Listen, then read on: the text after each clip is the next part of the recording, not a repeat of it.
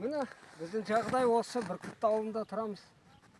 Өзі пенсияға шығып 4-5 жыл болды пенсиядамыз. Мына биылғы қар масқара болды. Мына су күн ерісе, күн жылып кетсе, мына судың түгелі, қардың түгелі үйге кіреді. Басқа қайда барады. Міне, таңертең 6-дан тұрамыз, содан лақтыру. Жеріміз міне. Жүретін жеріңіз мынау ма екен? Жүретін жер міне, осылай үңгірлеп, енді шамам келгенше осы кесіп алып, тесіп осымен жүрем. Магазинге барып, нан әкелудің өзі, анау жол жоқ. Осы бұл жаққа шыққандай трактор келіп жол аспаған.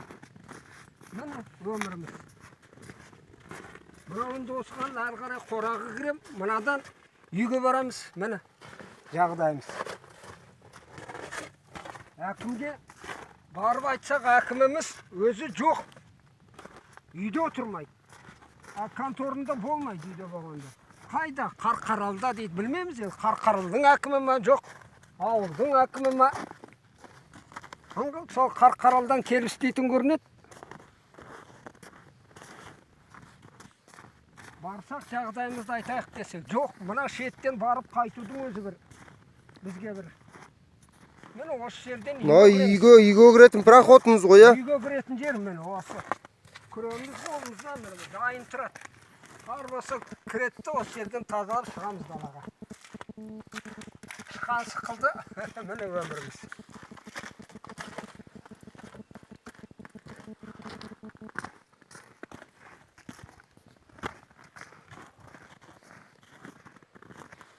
Енді бұл да дым емес. Енді мынау су тасыса не болады ерісе. Аңғыз енді бұл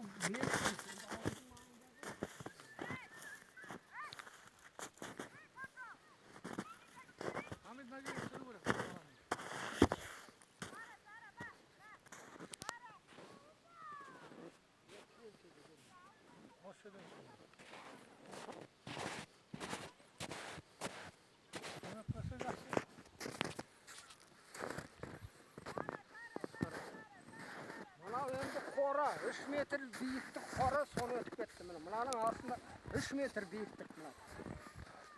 Осы жерден өтіп кетті. Көшеге проход жоқ қой сонда? Көше деген аты. Көше ақыр рет қашан күрелді? Осы бұл жаққа күрелген жоқ, келмейді бұл жаққа. Бізді ұмытқалы қашан қайда. Міне мына орда